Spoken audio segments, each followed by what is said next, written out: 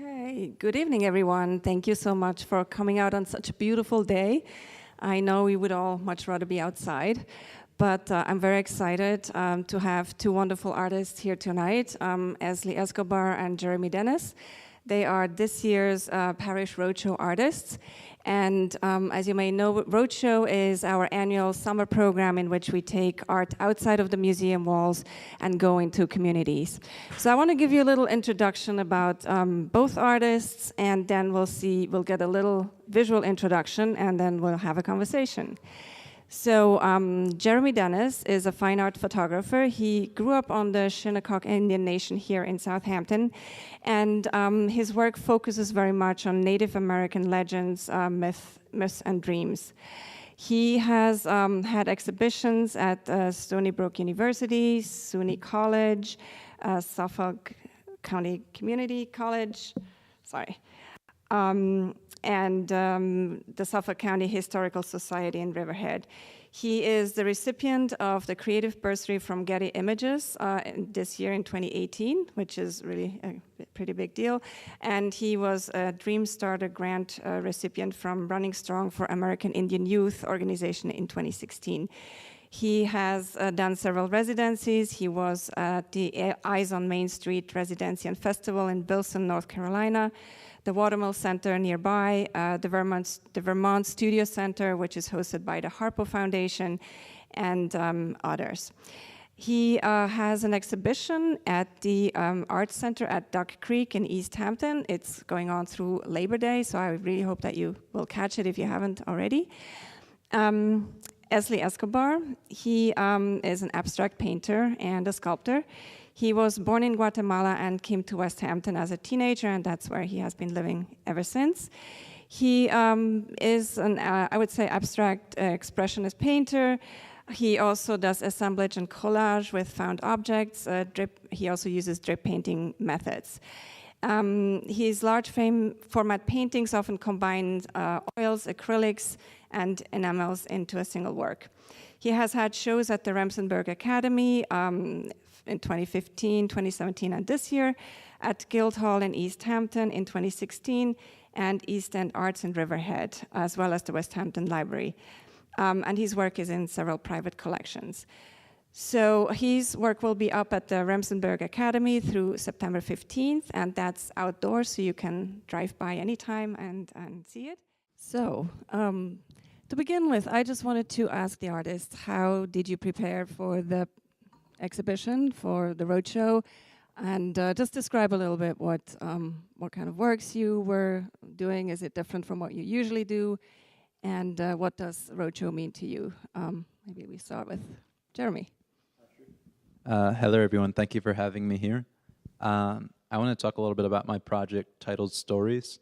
I've been working on the project since 2013, and I feel like this is the first opportunity to really present it formally, and I thought it was important both to my local community and to my community at the Shinnecock Indian Reservation.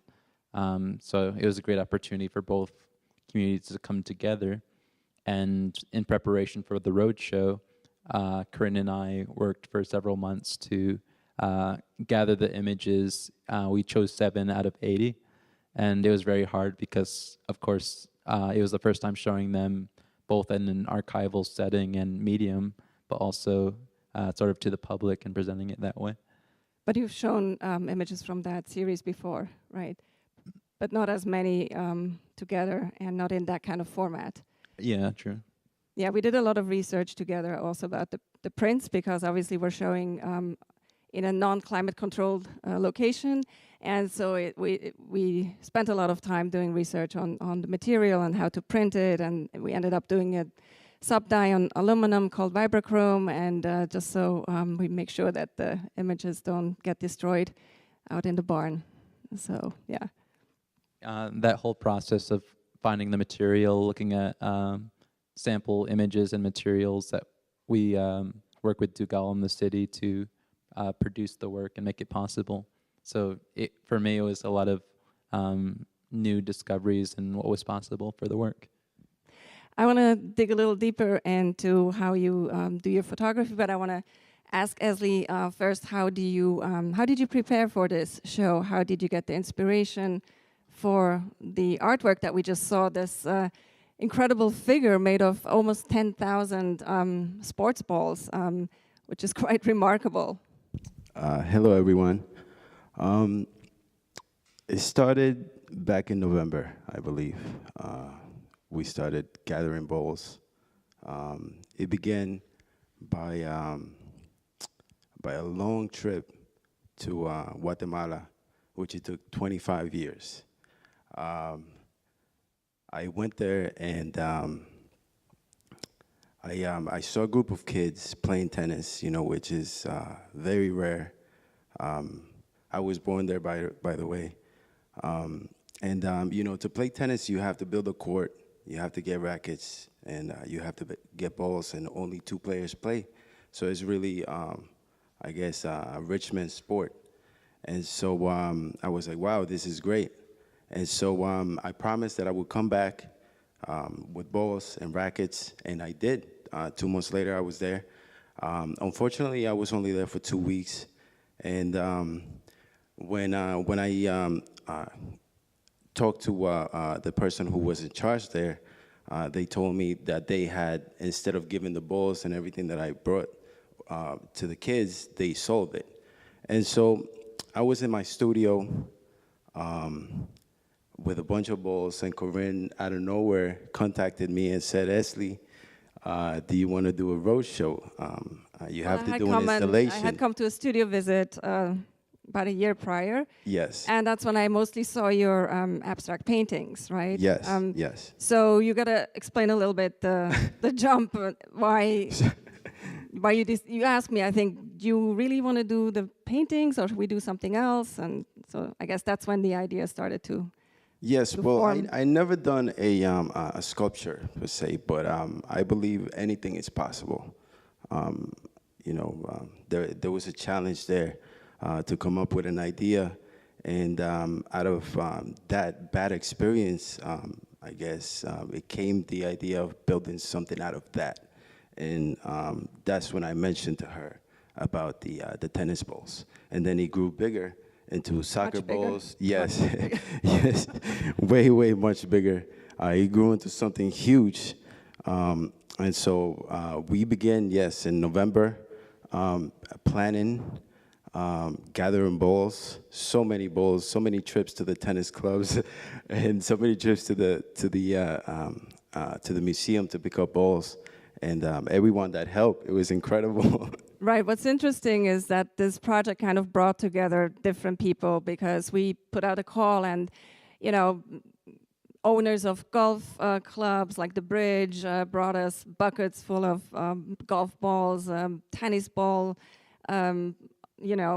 people who play tennis, sports balls from the Southampton Youth Services. So it kind of brought together a community in a very weird way, but they're all in your sculpture. So I think this is really a wonderful merging of all these energies and ideas that came together. I want to go back to you, Jeremy, and ask you about how do you make these photographs. They're incredibly beautiful, they're very cinematic, they're very sharp, and they really touch you at a very special level. So I wanted to ask you, how do you go about making these photographs? And I understand you also often insert yourself in them. Curiously, for the road show, I think half of the photographs are self-portraits, and even within individual photographs, it's multiple self-portraits to combine a narrative or kind of look like a group scene. But a lot of my work involves a little bit of research, and I'm glad that you mentioned cinematic qualities of the images, because whenever I'm kind of like in a rut or I'm looking for a different way to approach the same project, I think that there's so many different motivations for the work.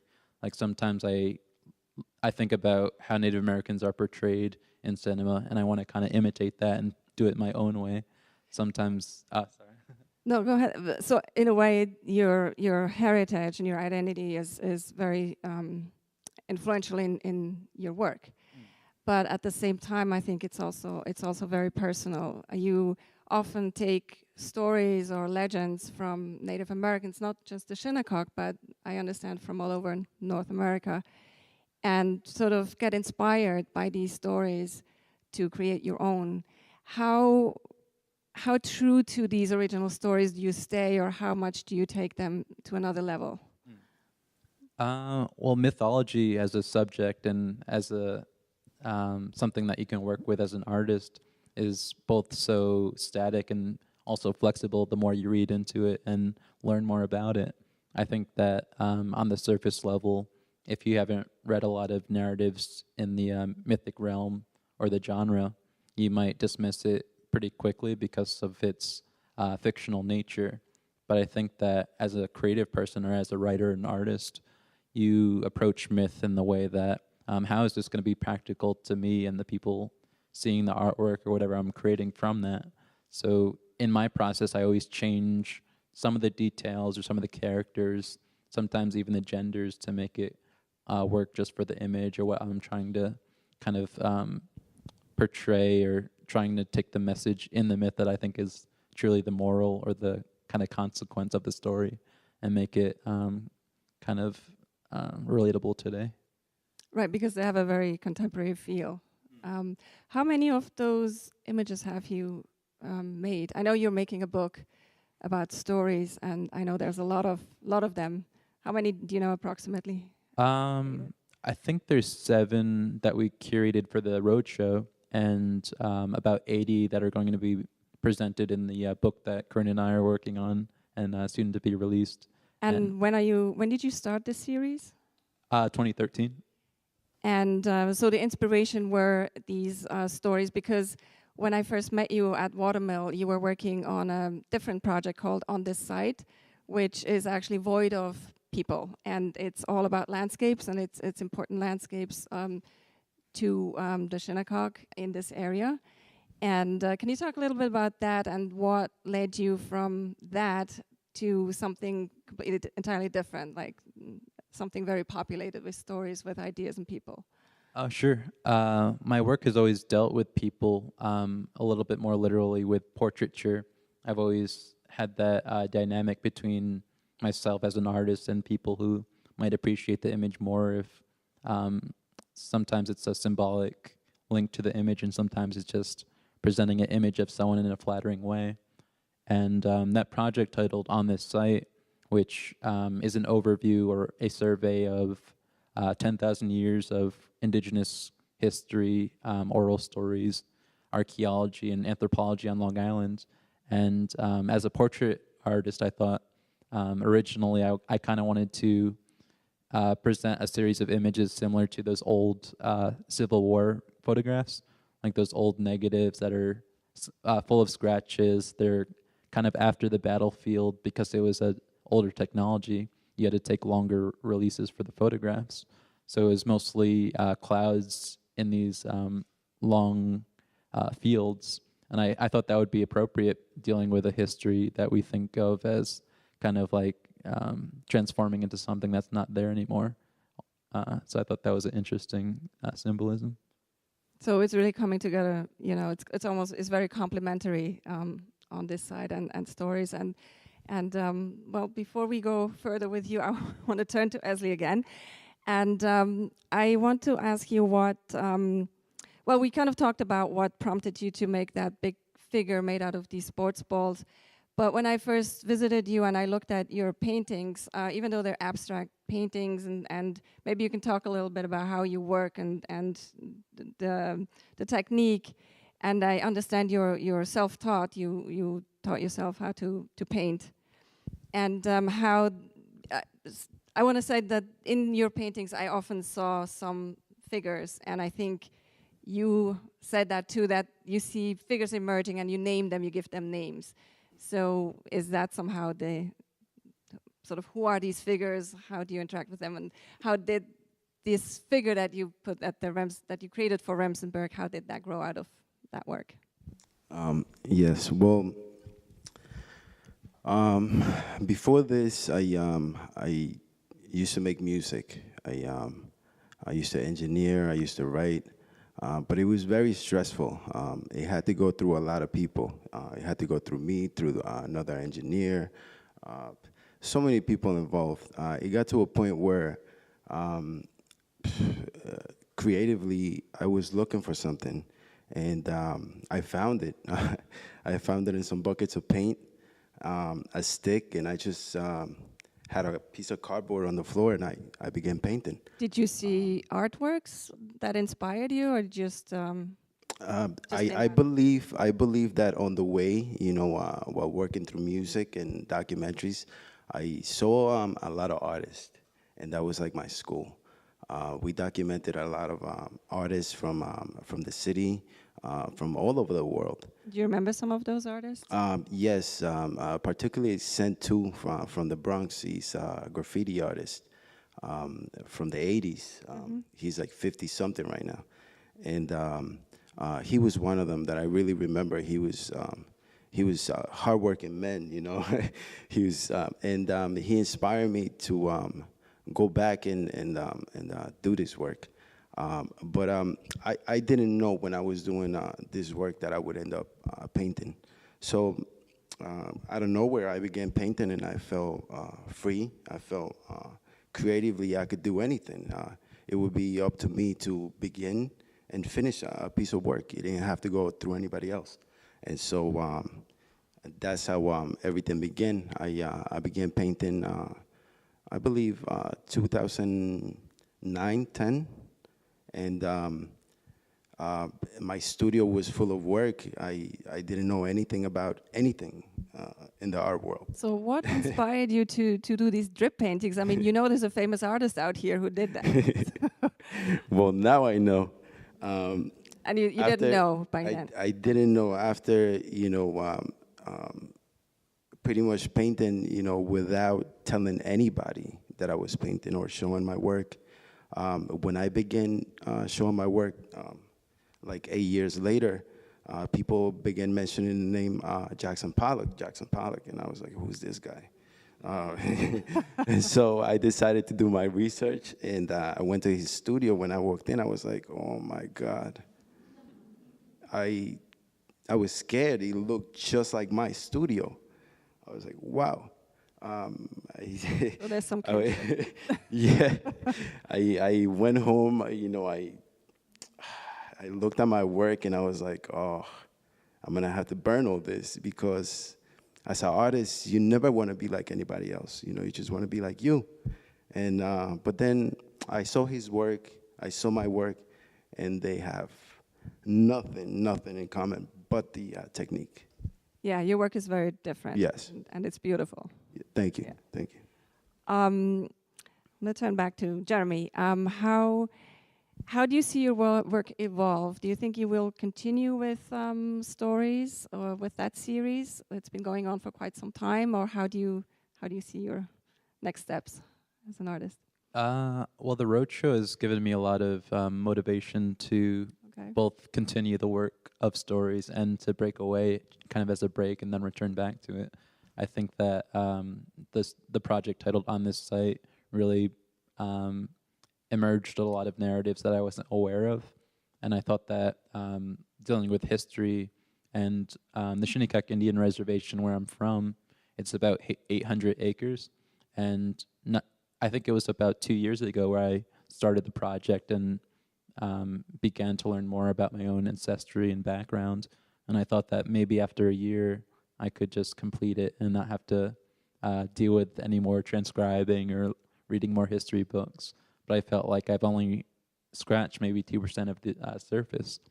So I think that through that realization, I think a lot more projects will kind of be derived from that and break off different ways to represent histories, interesting ways to engage in them. But you think in the same format, like photography?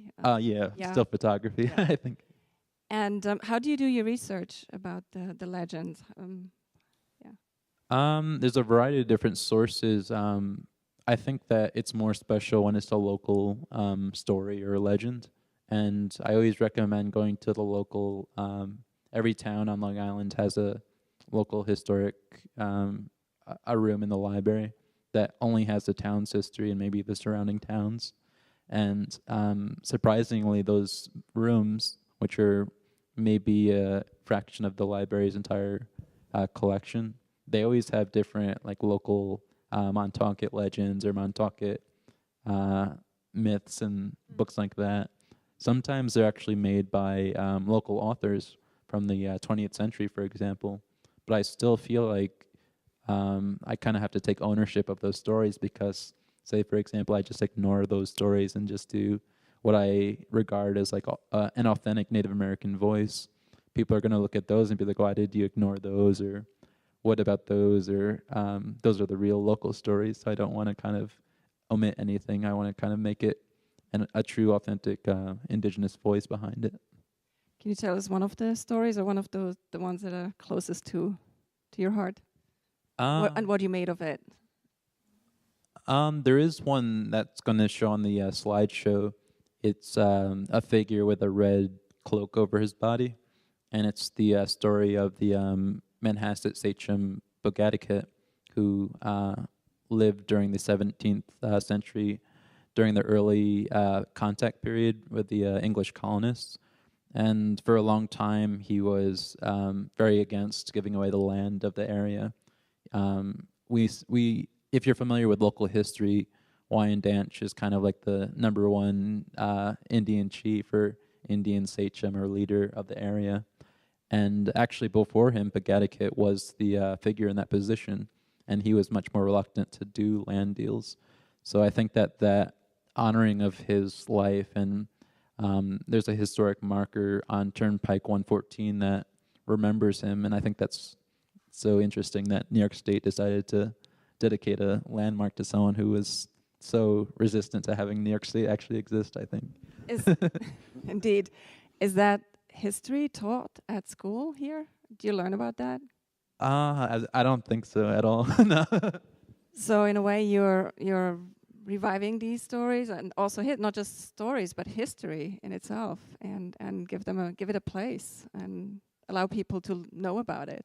For sure. It's accomplishing both elevating Native American oral stories as a legitimate source of historic material, but also just bringing out stories that I think should kind of be common knowledge at this point.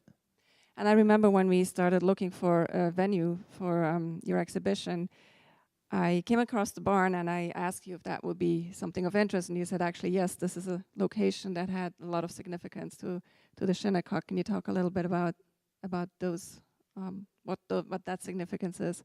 Oh, sure. There's if you haven't been to the Duck Creek Art Center, it's on the east coast of 3 Mile Harbor in Montauk. I think technically Springs, and nearby to the location is the Maidstone Harbor. I think it's a marina where people park their boats. And one of the, I went there recently, one of the gym centers there, if you look in the window, you see all this equipment for working out. It used to be the chapel in Freetown, which used to be the town along, I believe it was one of the main roads of East Hampton during the 17th century.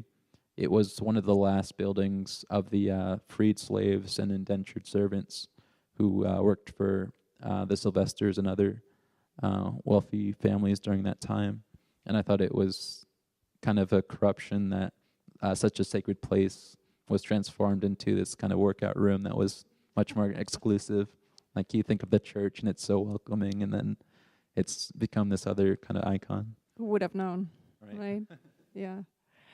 So what's in the cards for you, Esly, after Roadshow, and what did Roadshow do for you? How did it inspire you? What did it change career goals or your path, or what's in your mind? Wow, the Roadshow has been the best opportunity that's been put on my table. It's been an amazing experience. I had previous show at the Academy, but like 5 people showed up. And this time a lot of people showed up. And so it was definitely a big accomplishment. Well, some of my pieces are being sold, and it's making me continue to go. Not just because of the money, but it is needed to buy material and all the stuff to continue building all the things that I want to build. What's on the table, I really don't know. You think more sculpture or painting, or not sure yet? Yeah, definitely a lot more paintings. If you want to do another sculpture, we can. I wonder what that's going to be. Anything is possible, really. Sounds good. I want to ask both of you what made you want to become an artist, like Jeremy. Well, this is such a intimate group, and I've been thinking about this for such a long time. But my whole family is sitting here, so I'm hoping that You better say the right thing. my mother, Denise Silva Dennis, kind of supported me my whole life to this day to become an artist. She went to school. She's an artist herself. Right? Yeah, she went to school for art and painting. So without her, I think I might be in computer science or. So they didn't push back when you said you wanted to be an artist? No, I'm fully supported. Great. What about you, Esly? Wow. Ever since I've known, I've been creative. People have told me, "Oh, you're an artist," but I never believed it until now. So. How did your family react when you said you wanted to be an artist? Oh, it's very difficult. They don't know anything about this. They're just about work, and if something is not making money, then it's no good. But I don't know. I've been working. Are you proving them wrong? Yeah. I mean, I know you sold Yeah. work at Remsenburg. Yeah. So that's great. So yeah, it's great. I just want to keep going, painting. I think in my plans might be to get out of the Hamptons for a little bit, go travel, and come back and maybe bring something new. You know who has a residency? Barthélemy Togwo in Banjul. Yes, yes. So I can Actually, go to I Cameroon. wanted to ask you about that because you worked with Barthélemy Togwo is the artist who's currently showing at the Parrish for Platform. And Esly, you worked with him for a little while at when he was at the Watermill Center. And did that encounter with him somehow inspire you? Oh yes, very much. Hardworking man. He put a few things on the table, and he said, "This is what we're going to do," and we did it. We did it. We didn't know how it was going to be done, but we got it done. We got the boat done. We got a few stools. Yeah, it was the way he was working. I would just watch him, and he would take his time, especially for painting. He would take his time, but then he would just go in, and in a matter of minutes, it was a lot of things going on. And so, yeah, it was very nice working with him. Very inspiring. Thank you. Is there anything else you would like to add about working with the Parrish for Roadshow? Otherwise, we would open it up to the audience. Well, I want to express how thankful I am for the Roadshow program, and it was such an honor both to work with the Parrish Art Museum, but Corinne Erni, and I hope that this program can continue because it benefits local communities, local businesses, and I think there's so much excitement behind it. It should just continue. Thank you so much, and I have to tell you, both of you, I really, really enjoyed working with you. I learned a lot myself, and will definitely continue. So, any questions from the audience? Yes. Here we have a mic. Oh, the photograph of the hand through the chest. What is that symbolize something, and how did you do that? That is a photograph called the sun.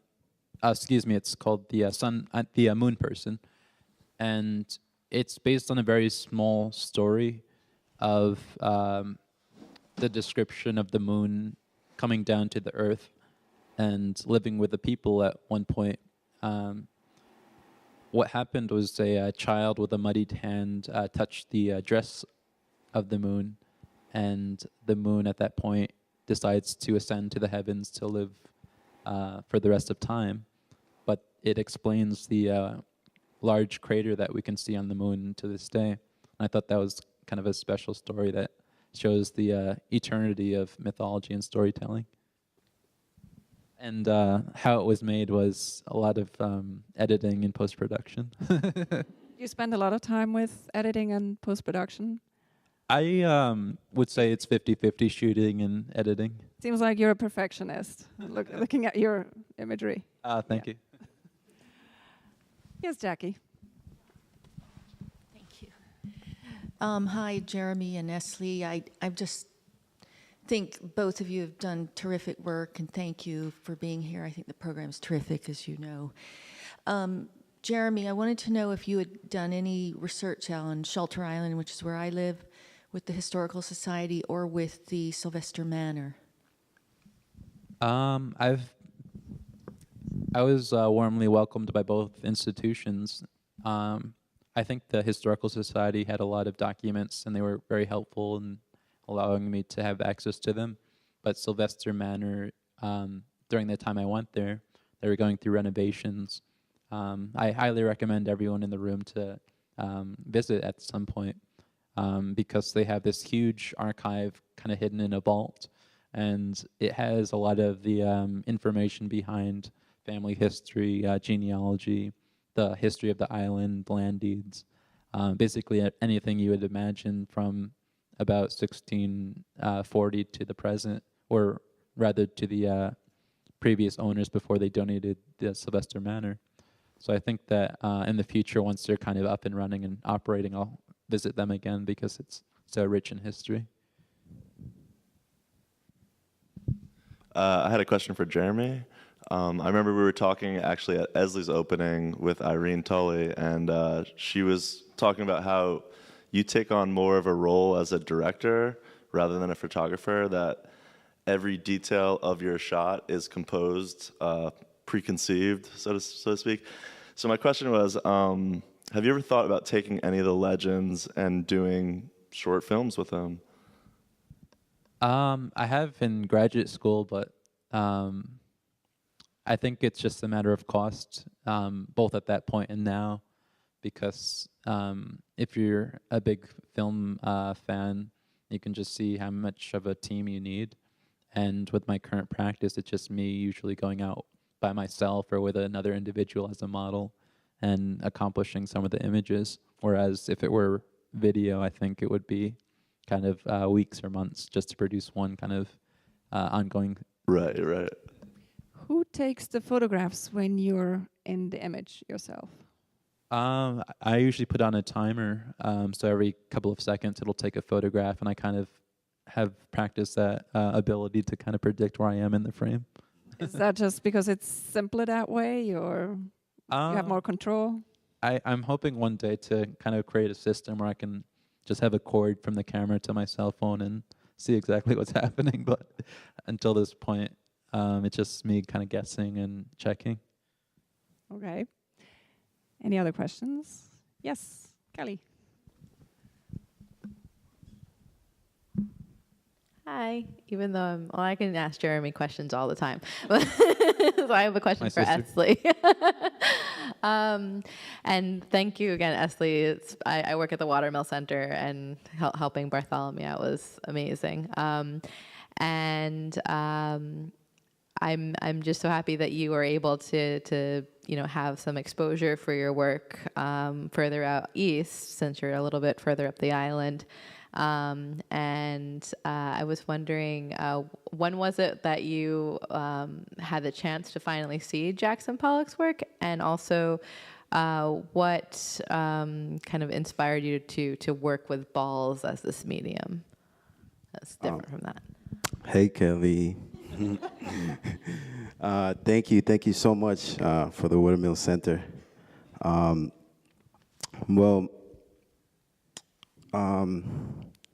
What was the question again? I'm sorry. Okay, that was 2016. Recent? Yes, very recent. It was many years after I began painting.